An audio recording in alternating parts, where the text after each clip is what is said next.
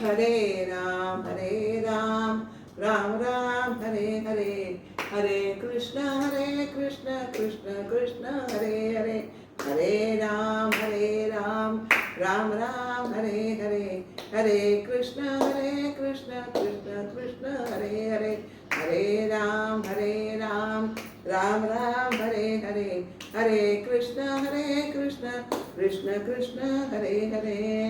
जानकी जीवन स्मरण जय जय राम, सीताकांत स्मरण जय जय राम।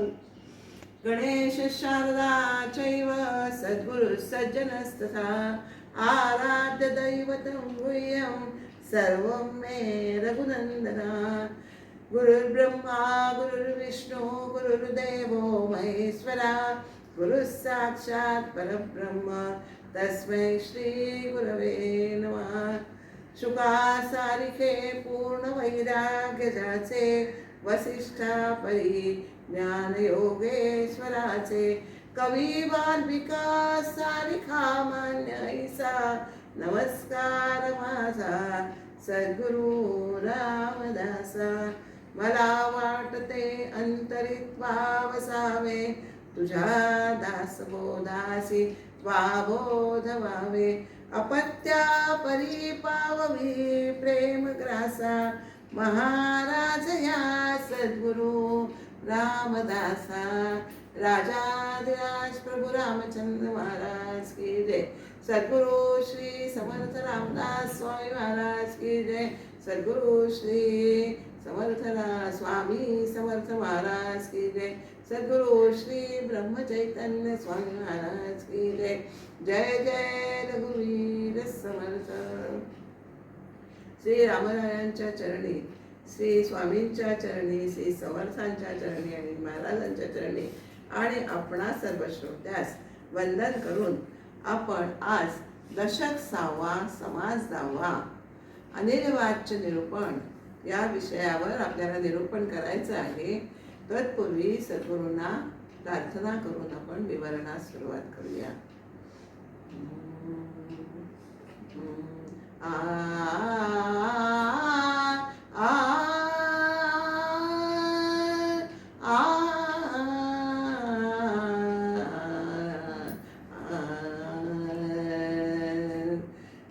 घडोदीत गुरुचरणांची सेवा, घडोदीत गुरुचरणांची सेवा। अनन्य होऊनी भाव ठेवा, गुरुचरणांची सेवा, घडोदीत गुरुचरणांची सेवा। विशुद्ध भाव असता अंतरी, परमार्थी रंगत खरी। हाक मारिता धावे त्वरी, खूण मनी ठसवार। खूण मनी ठसवार, घडोदीत गुरुचरणांची सेवा। भक्तीमध्ये होता धुंद, चरण कमली गवसे आनंद। या विणन लगे दूजा छंद, मनमनी गुरुदेवा, मनमनी गुरुदेवा। घडोदीत गुरुचरणांची सेवा। अपार महिमा गुरु कृपेचा, फेरा चुके 84चा। मार्ग गवसे मोक्ष पदाचा, घडता गुरुसेवा। घडता गुरुसेवा, घडोदीत गुरुचरणांची सेवा। मोह माया जावो विरून, त्वत्स्वरूपाचे देह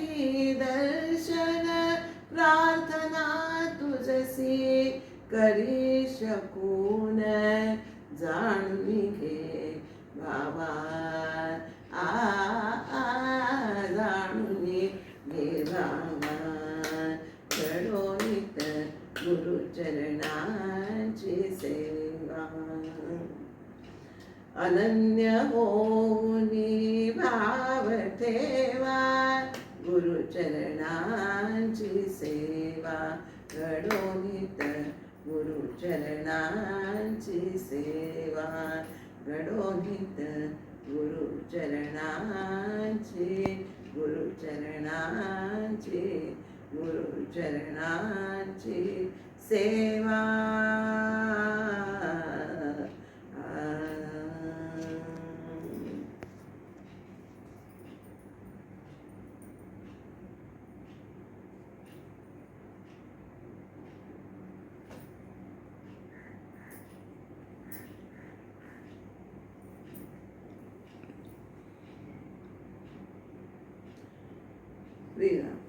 अनिर्वाच्य निरूपण. अनिर्वाच्य म्हणजे काय बरं? तर जे वाचेच्या किंवा शब्दांच्या माध्यमातून आपल्याला प्रगट करता येऊ शकत नाही ते अनिर्वाच्य होय. सर्वसामान्यपणे माणूस त्याला ठाऊक असलेलं ज्ञान आहे ना, ते शब्दरूपाने प्रगट करत असतो, पण आणि शब्दरूपाने व्यक्त करतो. पण आध्यात्मिक जे ज्ञान आहे ना, ते मात्र वेगळ्या प्रकारचं असतं बरं का.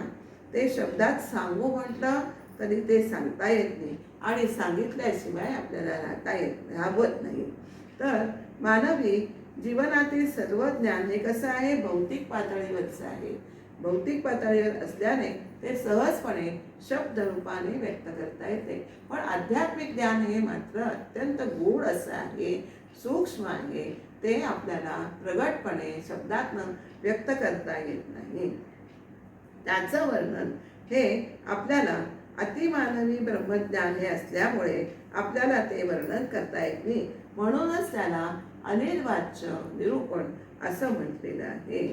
या समासात आध्यात्मिक क्षेत्रातील वरच्या पातळीवरील म्हणजे उच्च पातळीवरील अनुभव विशद करून सांगितलेला आहे.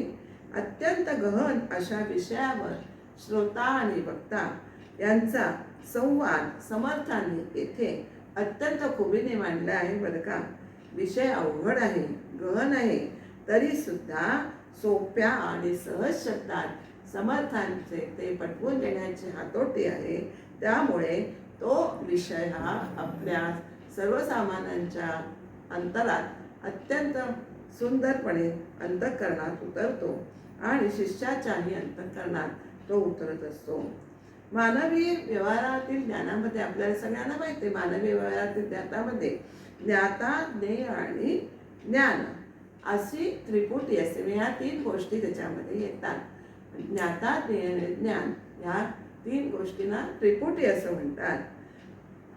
तर आध्यात्मिक ज्ञानामध्ये काय होतं? ज्ञाता, ज्ञेय आणि ज्ञान ही जी त्रिपुटी आहे ना, तीच विलयास जाते. कसं होतं? त्याचा लय होतो. जो जाणणारा जीव आहे ना, तोच ज्याला जाणायचं आहे त्या परमात्मा स्वरूपात विलीन म्हणजेच नेयामध्ये विलीन होऊन जातो. त्यामुळे मी जाणलं हे सांगायला तो शिल्लक वेगळेपणाने उरतच नाही. त्यामुळे शिल्लक वेगळेपणाने राहत नसल्यामुळे मी जाणले असं कोण कोणाला सांगणार? त्यामुळे हे आपल्याला असं समजायला पाहिजे की ज्ञाता, ज्ञेय, ज्ञान हे ही त्रिपुटी आध्यात्मिक क्षेत्रातील ज्ञानामध्ये लयास जाते. आता आपल्याला एक उदाहरण आपल्याला सांगतं. आपल्याला समजा गाढ झोप लागलेली आहे. हे आपल्याला झोपेतून जागा झाल्यावरच सांगता येतं की नाही? कारण गाढ झोपेत असताना मात्र त्याची जाणीवही नसते. म्हणजे झोपेमध्ये काय होतं? तर जागृतीचा लय होतो आणि म्हणजेच झोपेशी आपण एकरूप होतो की नाही? तद्वतच आध्यात्मिक क्षेत्रामधील जो ज्ञाता आहे, ज्याला जाणायचं आहे, तो ज्ञेयाच्या म्हणजेच परमात्मा स्वरूपात विलीन होतो. त्यामुळे तो वेगळेपणाने वेगळा असा उरतच नाही. आता अनुर्वाच्य असं आपल्याला काय आहे, तर अनुर्वाच्य स्थिती व्यावहारिक पातळीवर सुद्धा येते बरं का. पण त्यामध्ये काय, त्याचे कारण मात्र अतिशय वेगळी आहेत बरं का. की कोण कशामुळे ही स्थिती उद्भवू शकते. कधी ही स्थिती प्रेमाने उद्भवते, कधी ही दुःखाने उद्भवते, कोणी आनंदाने उद्भवते, असं कधी भयानेही अनुर्वाच्य स्थिती ही आपल्याला उद्भवलेली आढळते. आपण म्हणतो ना, अगदी शब्दातनं तोंडातनं शब्द फुटत नाही आहे, ते कधी भयाने होतं किंवा अतिप्रेमाने. आपल्याला एखादी अत्यंत लाडकी व्यक्ती भेटली तर प्रेमाने सुद्धा अगदी शब्द हे मुके होतात. म्हणजे अनिर्वाच्य स्थिती त्यावेळेस आपल्याला अनुभवता येते. त्यामुळे काय होतं, ही एक अवस्था आहे. व्यावहारिक पातळीवर अशी स्थिती होणं ही एक अवस्था आहे. पण समाधान हे कसं आहे, समाधान हे या अवस्थेच्या पलीकडे म्हणजेच अवस्थातीत आहे. त्यामुळे अपूर्व शांती आपल्याला लाभते. समाधान म्हणजे काय, तर समाधान म्हणजे ब्रह्मज्ञान होय.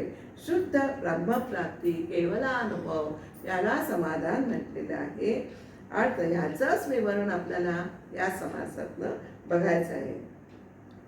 आता ही शुद्ध ज्ञानप्राप्ती आहे, ब्रह्मज्ञानप्राप्ती आहे, ती केवळ आपल्याला सत्समागमाने प्राप्त होत असते. सद्गुरूंच्या मार्गदर्शनाखाली साधक अगदी स्वतःचा शोध घेऊ लागतो. या शोधात त्याला काय कळतं, पहिल्यांदा त्याचा देहबुद्धीचा मी हा खोटा आहे, खरा नाही आहे, हे त्याच्या नजरेस येतं. त्यानंतर हृदयात राहणारं ज्याचं आत्मस्वरूप आहे ते त्याच्या प्रत्ययास येऊ लागतं आणि अनुभवास येतं. आणि ही झाली कोणती अवस्था, ही सर्वसाक्षी अवस्था झाली. तिच्यामध्ये मी पण असतो, पण ती केवळ द्रष्टेपणाने तो असतो, अगदी साक्षीत्वपणाने असतो. आणि ह्यालाच तुर्यावस्था असं म्हणतात. पुढे मी या चारी अवस्थांचं वर्णन करणारच आहे त्याच्यामध्ये. आणि ह्याच्यामध्ये तुर्यावस्थेमध्ये काय असतं, एकीकडे मी आत्मा आहे हे भान असे शुद्ध जाणीव त्याच्या पुढे त्याला असते, तर दुसरीकडे मी या दृश्यसृष्टीहून दृश्याहून अत्यंत वेगळा आहे हे भान त्याला असतं. आणि पुढे काय होतं की केवळ द्रष्टा हा द्रष्टेपणाने देखील उरत नाही, म्हणजेच मी आत्मस्वरूप आहे हे सुद्धा पुढे विरून जातं. आणि तेव्हा ही कुठली, आणि राहतं ते निर्गुण आणि निर्मळ असं ब्रह्मस्वरूप हे शिल्लक राहतं. ही झाली उन्मनी अवस्था. तर आता आपल्याला या टप्प्याटप्प्यानेच आपल्याला हा मोठा विषय आहे, गहन विषय आहे, तो आपल्याला टप्प्याटप्प्यानेच बघायचा आहे. शुद्ध ब्रह्मज्ञान प्राप्ती ही आपल्याला आपण बघितलं की सत्समागमाने होते. ते सद्गुरू त्यासाठी आपल्याला आपलंच शोध घ्यायचं आहे, नंतर मग तत्व जाणा करत जायचं आहे. असं एक एक करत आपल्याला मीचा शोध लागतो. आणि प्रत्येक जीवाला समाधान प्राप्ती व्हावी हे असं वाटत असतं. का बरं असं वाटत असतं, तर प्रत्येक जीव हा परमात्म्याचा अंश असल्यामुळे आणि परमात्मा हा आनंद रूप आहे, समाधान रूप आहे असल्यामुळे त्याला हे असं साहजिकच वाटत असतं की आपल्याला समाधान प्राप्ती व्हावी असं वाटत असतं. आणि अर्थातच समाधान प्राप्ती झाली की शांती प्राप्त होते. समाधान मिळाल्यावर शांती, अलौकिक शांती ही प्राप्त होत असते. आता ही शांती सुद्धा दोन प्रकारची आहे बरं का. एक देहबुद्धीची शांती. एखाद्या वेळेस आपल्याला बघा, आपल्याला इच्छित फल प्राप्त झालं की आपल्याला काय होतं की आनंद होऊन हर्षाची उर्मी आपल्याला येते. पण ती उर्मी, हर्ष ओसरला की ती जीव हा तात्पुरता शांत होतो. पण आत्मबुद्धीची शांती मात्र आत्मदर्शनाने, आत्मानुभवानेच प्राप्त होते. जीवाशिवाचं मिलन होण्याचा जो क्षण आहे ना, त्या अनुभवास येणारी शांती म्हणजेच आत्मरती, म्हणजेच समाधान आहे. जीव आणि शिव कशामुळे जीव आणि शिव हे झालेले आहेत? जीव आणि शिव हे देहबुद्धीमुळे वेगळे झालेले आहेत असतात. देहबुद्धी मी देहा म्हणजे वेगळा आहे, या दृश्य विश्वाहून मी वेगळा आहे असं त्याला वाटत असतं. देहबुद्धी म्हणजे काय, की अहंकार, मी देहबुद्धी आहे. ती देहबुद्धी त्याची कमी झाल्याशिवाय त्याची आत्मबुद्धी ही प्रगट अंतरात होत नसते. त्या अवस्थेत सुद्धा जीवाला खरं तर चैन नसतं बरं का.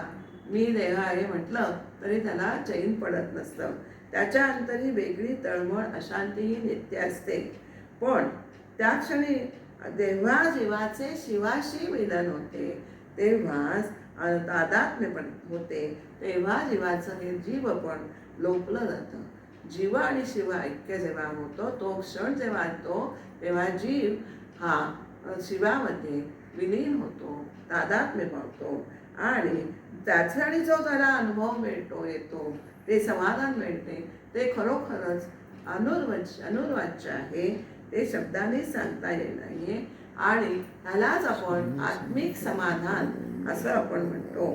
ते वरवरचं नाहीये बरं का, ते अगदी खोलवरचं समाधान आहे.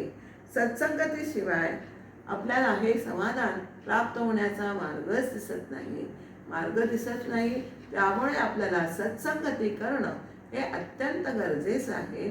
त्यामुळे संतांच्या सहवासात समाधान ते सज्जनांचे नियोगे असं समर्थांनी मनाच्या श्लोकात सुद्धा म्हटलेलं आहे.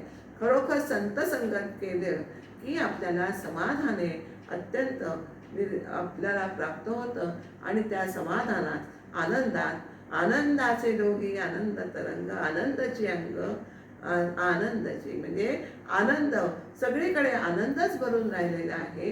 हे आपल्याला संतांच्या संगतीमध्ये आपल्याला कळून येतं. त्यामुळे आपल्याला संतांच्या संगतीत हा मार्ग मिळतो. त्यामुळे संत संगती ही आपल्याला करायचीच आहे.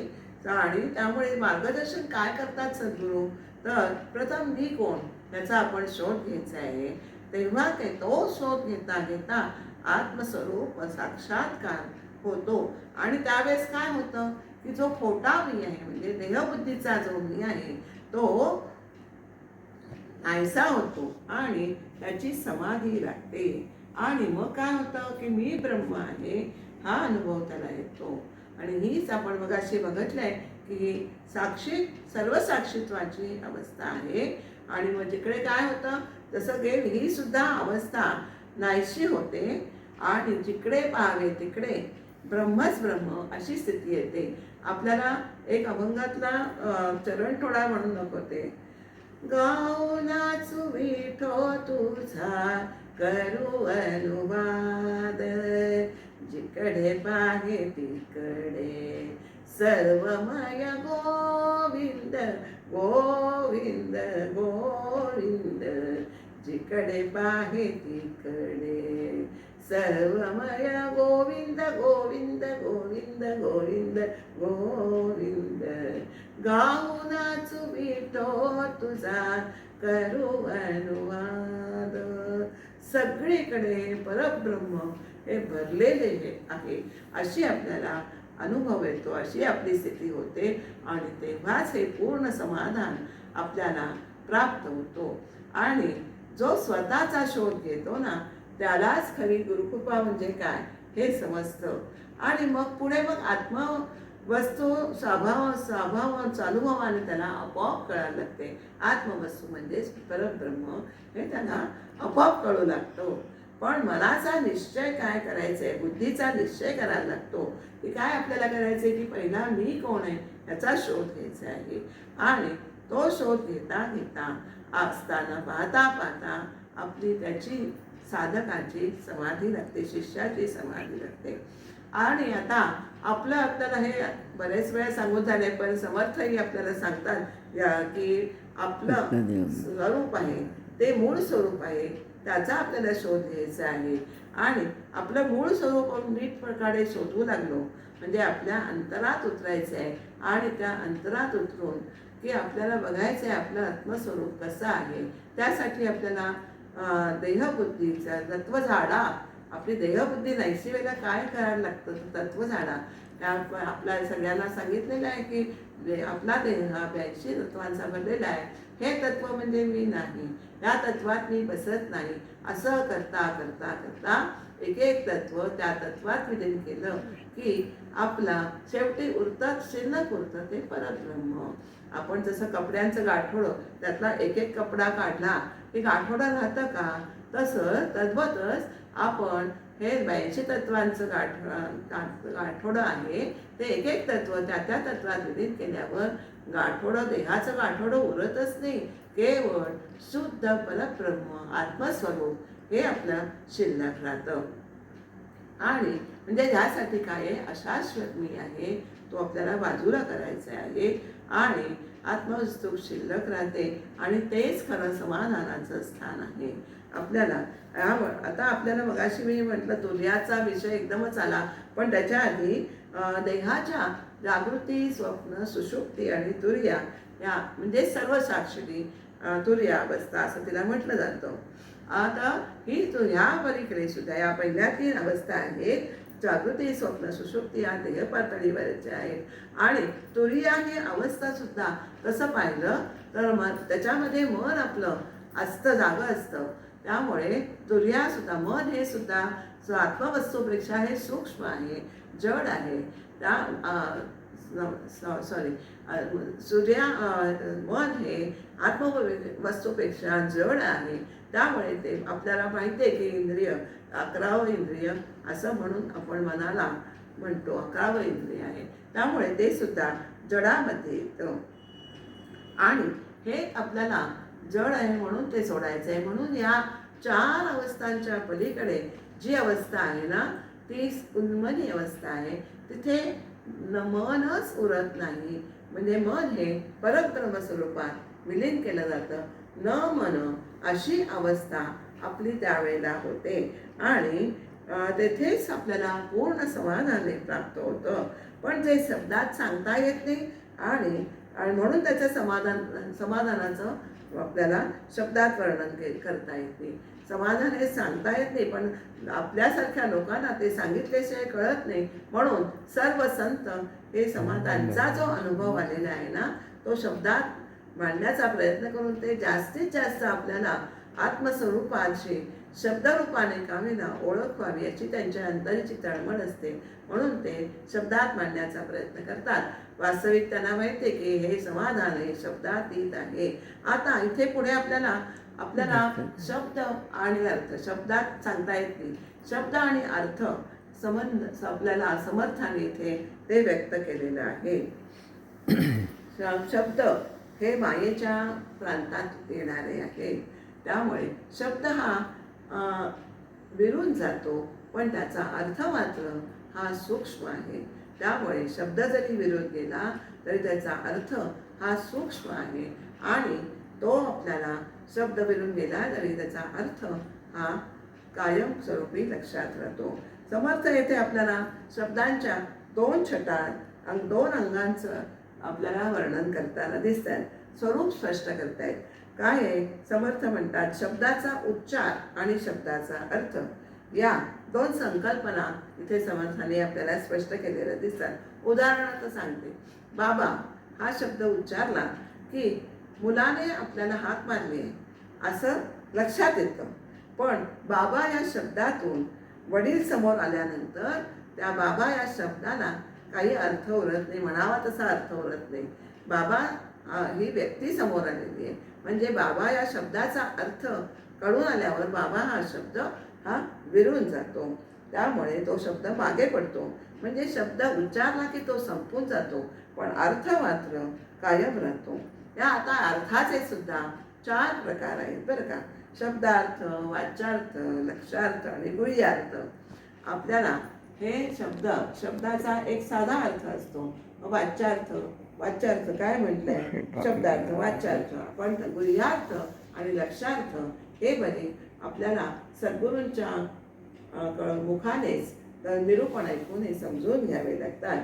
कारण अध्यात्मदांत हे गूढ आहेच, गूढार्थानेच ते आपल्याला समजून घ्यायला लागतं. शब्दज्ञान, शब्द आपल्याला कानावर पडला की त्याचा अर्थ लगेच आपल्याला बुद्धीमध्ये आपल्याला प्रतीत होतो. त्यामुळे शब्दार्थाने आपल्याला दिशा मिळते, पण शब्दार्थाने आपल्याला स्वस्वरूपापर्यंत पोचता येत नाही. हे आपण पक्क लक्षात ठेवायचे आहे. कारण कल्पना आणि ते शब्दार्थाचे आपल्याला वर्णन हे कल्पनेनेच करायला लागतं. आणि शेवटी कल्पना ही कशी आहे? कल्पना ही स्वप्नवत आहे. कल्पना ही स्वप्न, जसं जागं झाल्यावर स्वप्न काहीच नसतं की नाही, तशी कल्पना सुद्धा ही काही स्वप्नाप्रमाणे अशाश्वत आहे, खोटी आहे. त्यामुळे आपल्याला म्हणजे शब्दाच्या नादी लागता त्यातला वाच्यार्थ जो आहे तो आपल्याला घ्यायचा आहे. आत्मसाक्षात्कारामध्ये काय होतं, तिथे आपल्याला जाणारा द्वैत हे राहतच नाही.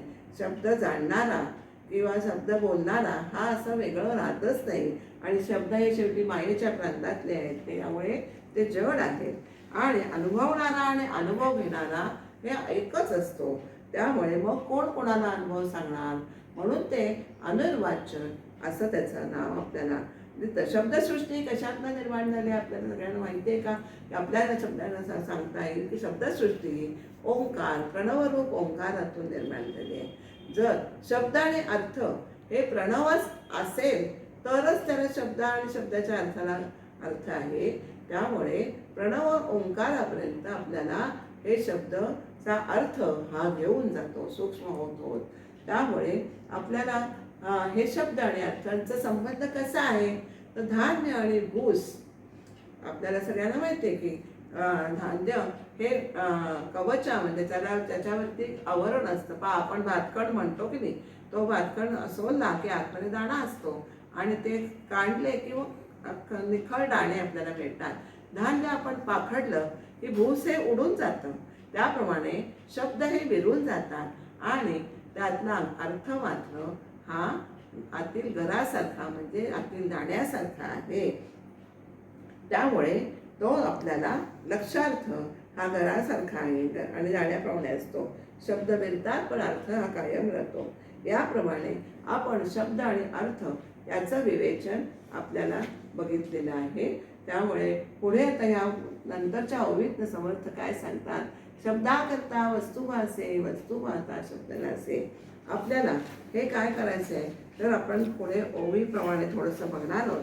तर मानवी जीवनातला शब्दार्थ हा जो आहे, वाच्यांश आहे, हा आपण काय करायचं आहे? श्रवण, मनन आणि साधना जे आपण करतो ना त्याला वाच्यांश मानायचे.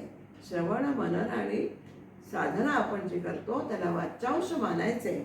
आणि ब्रह्मानुभव किंवा आत्मसाक्षात्कार जो आहे हा मानवी जीवनातील लक्षांश असला पाहिजे. हे आपण साधकांनी, सर्वसामान्य आपल्यासारख्या माणसांनी ते आपल्याला लक्षात ठेवायचे. आता ब्रह्माच्या अनुभूतीत अद्वैताची प्रचिती येते.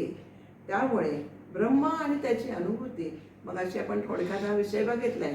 ब्रह्म आणि त्याची अनुभूती घेणारा हा ब्रह्मामध्येच विलीन होत जातो, एकरूप होतो. त्यामुळे जाणणारा आणि ज्याला जाणायचंय तो हे एकरूप होतात. त्यामुळे तोपर्यंत आणि आपल्याला एकरूप होतात. आणि आपण म्हणतो की मी ब्रह्म जाणलं किंवा मला ज्ञान झालं असं जे म्हणतो ना, तोपर्यंत आपल्याला खरं ज्ञान झालेलं नाहीये बरं का. आपण हे पक्क लक्षात ठेवायचं आहे. जोपर्यंत आपलं मीचं अस्तित्व आहे तोपर्यंत आपण ब्रह्मानुभव किंवा आत्मसाक्षात्काराची प्रचिती आपल्याला येऊच शकत नाही. मला ब्रह्मज्ञान झाले असं म्हणणे म्हणजेच मीपणाची जाणीव ही शिल्लक आहे. द्वैत सरलेलं नाहीये, अजून माया ही आपल्या अंतरात आहे. हे आपण लक्षात ठेवायचे. म्हणूनच खरे तर हा विषय शब्दांच्या अनुभवापलीकडचा आहे. म्हणून समर्थ आपल्याला पुन्हा पुन्हा सांगतायत की अनिर्वाच्य असं हे अनुभव हा अनिर्वाच्य आहे. आता आपल्याला शब्द आणि अर्थ याचाही आपण अनुभव बघितलेला आहे. अनुभव घेणे आपल्याला सांगितलं मगाशी मी की देहबुद्धीच्या पातळीवरचा आपल्या व्यावहारिक जीवनातला अनुभव घेणारा ज्ञाता ज्ञान ही त्रिपुटी असते. म्हणजे जाणणारा, अनुभव घेणारा आणि त्याचं ज्ञान व्हायला हवाय तो पदार्थ, त्याची त्रिपुटी असते. आणि पण आत्मज्ञान मात्र असं नाहीये. आत्मसंत हे आत्मज्ञानाच्या आत्मबुद्धीच्या बुद्धीवर असतात, त्यांना आत्मसाक्षात्कार होतो. ते आत्मस्वरूपाचा अनुभव घेतात. पण त्यांचा हा अनुभव हा अत्यंत वेगळ्या प्रकारचा आहे. म्हणजे काय होतं की दृश्याहून मी वेगळा आहे हे नक्की त्याला समजतं. आणि काय होतं, सर्वस्वी निराळ आहे. ह्याच्यामध्ये द्रष्टा आणि ज्ञेय द्रष्टा हा तादात्म्य, त्या स्वरूपाशी तादात्म्य पावतो. तेव्हाच मी सांगायला मी वेगळेपणाने तो अनुभव आला हे आपण तो सांगूच शकत नाही. मी तोच आहे हे जरी कळलं असलं तरी तो एकरूप झाल्यावर तो कसं सांगू शकणार. त्यामुळे दृश्यातील हा अनुभव अगदी सूक्ष्म अनुभव घेऊन स्वस्वरूप साक्षात्काराचे त्याला साम्य दाखवायला लागते. तर त्यांनी कशाला सांगितलंय, आपल्याला दृश्यातला अनुभव त्यांनी दिलेला आहे. आता न हो हे सगळ्यामध्ये सूक्ष्म आहे, पण ते सुद्धा काढून घेतलं ना तरी सुद्धा आत्मानुपाच्या साक्षात्कार सूक्ष्मपणाची तुम्हाला कदाचित अशी कल्पना येऊ शकेल, अनुभवाच्या अंतरात सर येईल असं त्यांनी सांगितलंय. म्हणून ते योग्याची तेथे गाळून सांडिले नभा तो अनुभवाचा गाभा ऐसा तोही उभा कल्पित केला. हे कल्पनेनेच आपल्याला सांगायला लागतं की हे ब्रह्म कसं आहे. तर आकाश गाळून घेतल्यानंतर जे गाळलेलं आकाश आहे त्याच्यापेक्षाही सूक्ष्म आपल्याला असं ब्रह्मस्वरूप आहे. त्यामुळे शेवटी मिथ्या कल्पनेपासून झाला खरे कण कैसे असेल झाला, म्हणून तेथे अनुभवाला ठावसे नाही. आपल्याला काय सांगतं, मुळात कल्पनाच खरी नसते. आपण मगाशी कल्पनेचं घेतलेलं आहे. त्यामुळे कल्पनेपासून जे निपजते ना ते खरं असू शकतच नाही असं आपल्याला समर्थाने इथे सांगितलेले आहे. आता त्यांनी हा जो आपल्याला अनुभव सांगितला आहे 35 ओव्यातून, तर त्याला त्यांनी काय सांगितलेलं आहे की अजन्मा अशी एक स्वप्न कहाणी रूपक त्यांनी योजलेली आहे. आता तत्पूर्वी थोडंसं मला सांगायचं म्हणजे ह्याच्यामध्ये पहिल्या ओळीमध्ये काय आहे, समाधान त्या शिष्याला कळत नाही की समाधान म्हणजे काय. प्रत्येक जण सांगत असतं की समाधान आहे, सांगता येत नाही. तर तो प्रश्न विचारतो की समाधान आहे, सांगता येत नाही, बोलता येत नाही असे सगळे म्हणतात, मग ते आहे कसं हे मला सांगा असं वक्त्याला श्रोता विचारतो. पण ते सगळे उदाहरण काय देतात, जर मुक्याने गोड खाल्ला तर त्याला गोडी त्याची कशी आहे सांगता येईल. तर हे सांगता येण्यासारखं नाही असं त्यांनी पहिल्या 1 ते 4 ओव्यांमध्ये प्रभादाचं स्वरूप काय, समाधान म्हणजे काय आणि ते कोणाला विचारावं असं आपल्याला विचारलंय. तर ते शब्दाने सांगता येणार असे वर्णनातीत आहे असं आपल्याला त्याचं उत्तर देतात. नंतर पुढे काय ते विचारतात, समाधानाचं स्वरूप कोणाला विचारायचं आहे, तर ज्यांना अनुभव आलेला आहे, ज्यांना अनुभव आलाय तो त्यांनाच तो विचारायला पाहिजे. हा अनुभव कोणाला आलेला आहे, तर संतांना आलेला आहे. त्यामुळे हा प्रश्न समाधानाचं स्वरूप काय हे संतांना विचारायचे, सद्गुरूंना विचारायचे. ते कसे असते ते श्रोताला ते सांगतात. आणि 5 ते 9 ओवीत उत्तराची आपल्याला प्रस्तावना केलेली आहे आणि समाधाने गुरुकृपेने प्राप्त होतं असं आपल्याला कळतं. 9व्या ओवीत आपल्याला त्यांनी स्पष्ट सांगितलेलं आहे, सांगता न येते सांगणे, गोळी खावया कळाया गुळ देणे, ऐसे हे सद्गुरु कृपे, सद्गुरु विणे होणार नाही. सद्गुरु शिवाय हे समाधान काय आहे ते सांगता येणार नाही. त्याला गुळाची गोळी कळण्यासाठी गुळ खायला द्यायला लागतो. तद्वतच हे सद्गुरू आपल्याला हा अनुभवाची गोळी चाखवून देतात. त्यामुळे आपण फक्त आपली बुद्धी दृढ करायची आहे.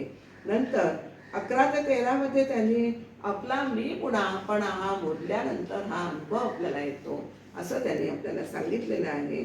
आणि 13-14 ओव्यांमध्ये आपल्याला आत्मस्वरूपाच्या शोधाची दिशा ही आपल्याला समर्थाने ते सांगितलेली आहे. त्यामुळे आपल्याला पुढे हा अनुभव अनुर्वाच्य अनुभव त्यांनी तो सांगितला आहे. तो 27 ते 35 पर्यंत सांगितलेला आहे. अनुभव आणि अनुभवता सकळ ये मायेची करता, ते मायामुळीच नसता त्यासी काय म्हणावे असं आपल्याला सांगितलेलं आहे. अनुभव घेणारा मी अनुभव घेतला हे सगळं आपल्याला मायेच्या असेल तर आपण तो सांगू शकेल, तर एकरूप झाल्यानंतर तो सांगूच शकणार नाही. आता समर्थ आपल्याला इथे एक वेगळ्या दृष्टीने अध्यात्म हे उलगडून सांगत आहेत. मायेचे अस्तित्व मानून आपल्याला परमात्म स्वरूपाची ओळख कशी करून देत आहे. स्वस्वरूप ज्ञान सांगण्याची 2 पद्धती समर्थाने इथे आपल्याला सांगितली आहे. मायेचे अस्तित्व मानून अध्यात्म सांगण्याची एक पद्धत आहे, तर माया मुळीच नाही असं मानून स्वरूप ज्ञान मांडण्याची एक पद्धत आहे. समर्थांनी पहिली देहबुद्धीच्या अज्ञानी लोकांचा निश्चय ध्यानात येण्यासाठी पहिली पद्धत हा आपल्याला उपयोगात पडते. देहबुद्धीच्या अज्ञानी लोकांना हा विषय कळण्यासाठी ही मायेचे अस्तित्व मानून अध्यात्म सांगण्याची पद्धत जी आहे ती उपयोगी पडते. तर आत्मसन्मुख झालेल्या साधकांना अज्ञानी स्वतःच्या सत्स्वरूपाची कल्पना स्वच्छ होण्यासाठी ही दुसरी पद्धत उपयोगी पडते. समर्थ इथे दुसऱ्या पद्धतीचा थोडक्यात अनुवाद करतात. आता ते स्वप्न कसं आहे बघा बरं का. अजन्मा होता निजेला, देणे स्वप्नी स्वप्न देखला, सद्गुरु शरण गेला संसार दुःखे. अशी पहिली आपल्याला ओवी आहे. कोणी ज्याला अजन्मा म्हणजे कोण आहे, तर ज्याला जन्मही नाही आणि मृत्यू नाही असं कोण आहे. अर्थातच आपलं स्वस्वरूप म्हणजे आत्मा आपला आणि परमात्मा हे दोन्ही अजन्म आहेत. पुढे काय होतं, तो झोपी गेला म्हणजेच त्याला स्वस्वरूपाचा विसर पडलाय. त्याला स्वस्वरूपाचा विसर पडला आणि मग झोपेत त्याला एक स्वप्न पडतं. अजन्मा होता तेने स्वप्नी स्वप्न देखला, सद्गुरु शरण गेला संसार दुःखे. ते काय म्हणतोय, जे आपल्याला त्याला झोपेत स्वप्न पडले, स्वप्नात सद्गुरूंची आपल्यावर कृपा झाली आणि त्यामुळे संसार खोटा आहे हे त्याला लक्षात आलेलं आहे. आणि आपण जे खोटा दृश्य अनुभवतोय ते खोटं आहे हेही त्याला अनुभवायला आलंय. मग काय होतं, ते होत आहे तेही नाहीसं झालं, आहेपणाने नाहीसं झालं आणि नाही आहे ते सुद्धा नाहीसं झालं. म्हणजे काहीच उरलं नाही तिथे. आहे ते तुकडे नाही झाले, नाही पणे निघाले, आहे नाही जाऊन उरले नसोन काही. त्यामुळे आता आहेही नाही आणि नाहीही नाही अशी जी स्थिती झालेली आहे. त्यामुळे नव्हते अशा रीतीने जे आपल्याला कशाचं अमुक आहे किंवा ते अमुक नाही असं म्हणायला काहीही आपल्याला येत नाही. तेवढं ते केवळ अस्तित्व त्याचं शिल्लक राहिलेलं आहे. आणि आता या 3 ओव्यांचा मी थोडक्यात तुम्हाला सांगितलेला आहे, पण 3 ओव्यांचा जो भावार्थ आहे ना तो आपण लक्षात ठेवायचा आहे की मूळ स्वयंप्रकाश आत्मस्वरूप हे स्वानंदात आपल्याला असलेले दिसते. मूळ स्वयंप्रकाश आत्मस्वरूप स्वानंदात नव्हते, पण त्याला झोप लागली म्हणजे काय झाले, त्याला स्वतःच्या स्वरूपाचा विसर पडलेला आहे. आणि झोपेतच त्याला स्वप्न पडलं की काय पडलं की आपण देहरूप आहोत हा भास झाल्यामुळे जिकडे तिकडे भेदानं भरलेलं दृश्य विश्व त्याला दिसायला लागलं. स्वप्नात त्याला संसार दुःख झालं. त्याचा अर्थच सांगते मी तुम्हाला, भावार्थ त्याचा गुणार्थ सांगते. स्वप्नात त्याला सगळं संसार दुःखाने तो दुःखावला गेला आहे. शरण गेलाय सद्गुरूंना आणि सद्गुरूंनी त्याच्यावर कृपा केलेली आहे. आणि त्यामुळे संसाराला आपण जो घाबरलेला असतो ना तो स्वप्नच होतं असं त्याला हे कळून चुकलंय. स्वप्नात घाबरलेला असतं तरी स्वप्नापुरती ती भीती खरी असते बरं का. आपल्याला झोपून आपण स्वप्नात जागे झालो तर घाबरलेला असतो. त्यामुळे आपल्याला वाटतं आपण आधी स्वप्नात होतो. घाबरलीस का स्वप्नात, असं स्वप्न पडलं का काही असं विचारतात ना आपल्या शेजारी झोपणारे लोक. त्यामुळे स्वप्नातलं स्वप्न असतं ते खोटं असतं. त्याच्यावर स्वप्नाने घाबरलो स्वप्नच होतं असं त्याला कळून चुकलं. म्हणजे हे दृश्य विश्व जे आहे ना ते मुळातच स्वप्नवत आहे, खोटं आहे.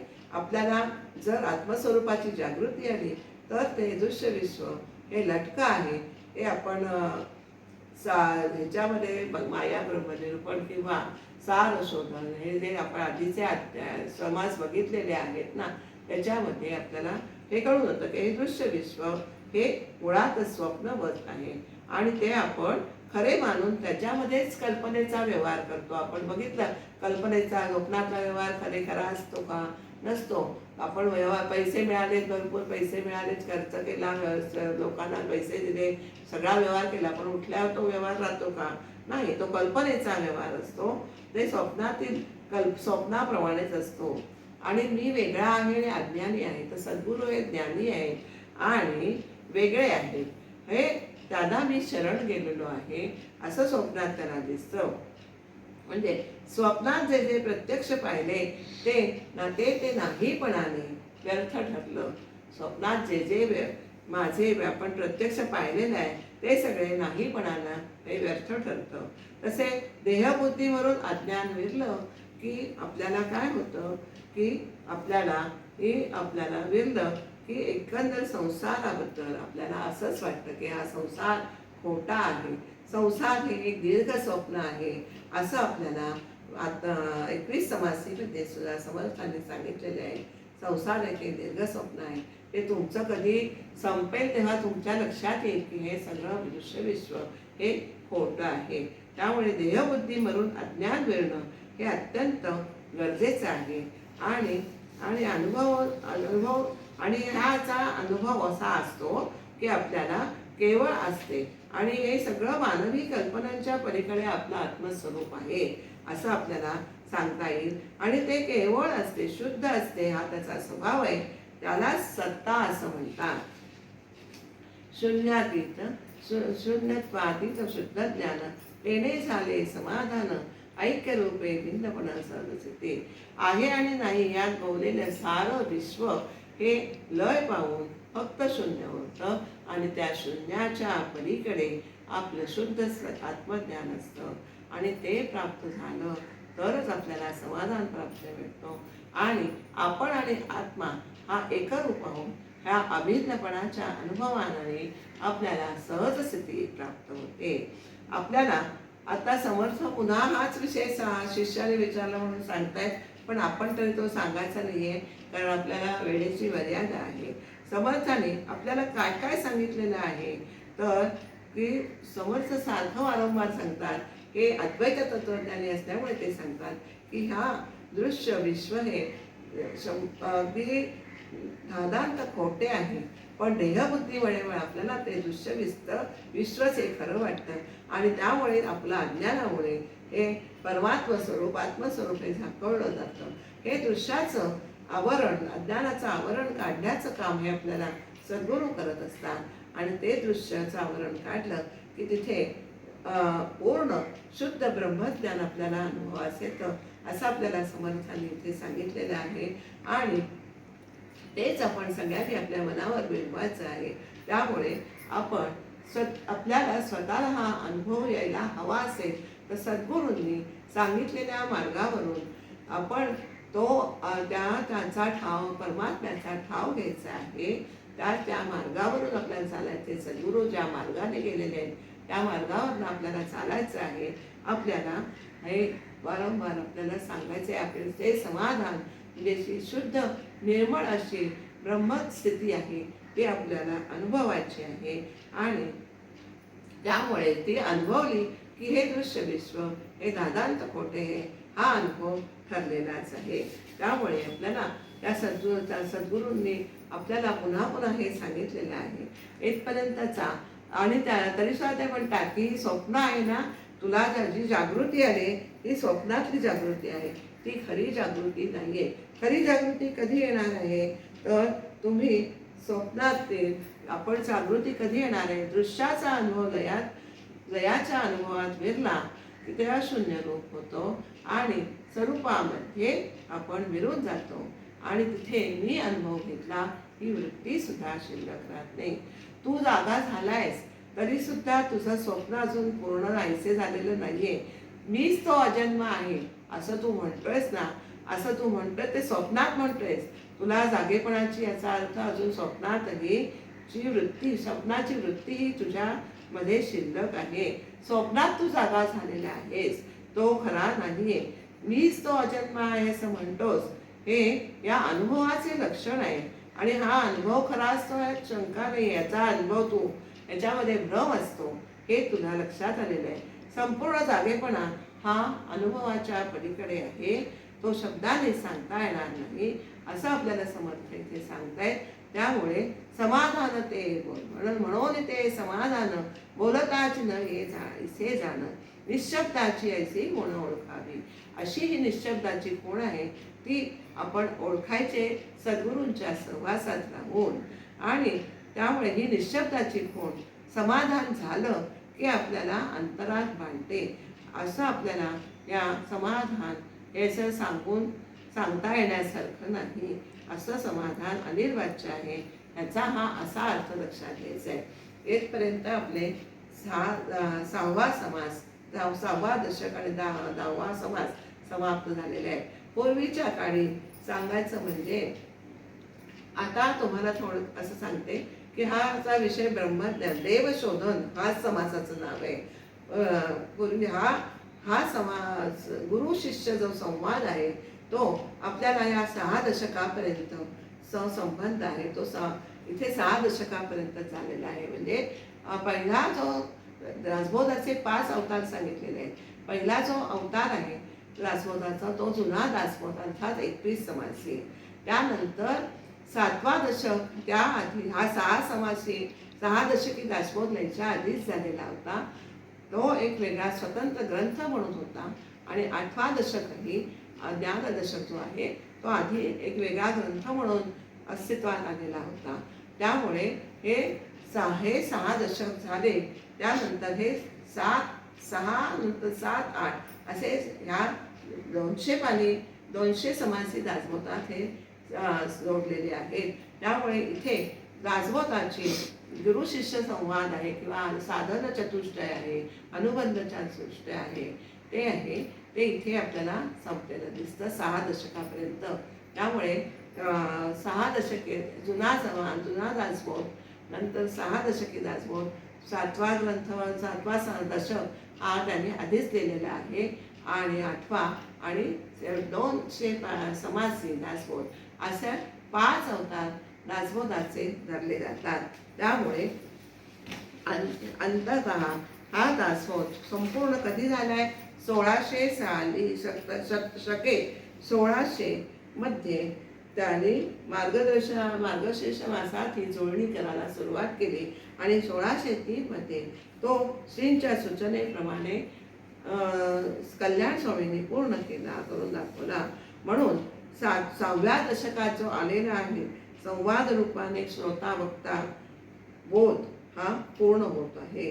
आणि अर्थातच 6वा 7वा आणि 8वा हे तिन्ही दशक हे बोधाचेच आहे. त्यांच्या विषयी देवशोधन ते देवदर्शन असाच आहे. म्हणून हे तिन्ही दशक इथे आपल्याला या दासबोधामध्ये 200 समासी दासबोधात एकत्र घेतलेले आहेत असं सांगता येतं. झालेलं दासबोध विवरणाची सेवा अत्यंत गुह्य असा विषय आज होता. त्यामुळे आपल्याला थोडंसं कंटाळवणं नको व्हायला स्पष्ट करण्याचा माझ्या प्रयत्न केलेला आहे. झालेली विवरण सेवा ही समर्थांच्या चरणी, रामरायाच्या चरणी अर्पण करूया. श्रीराम समर्थ.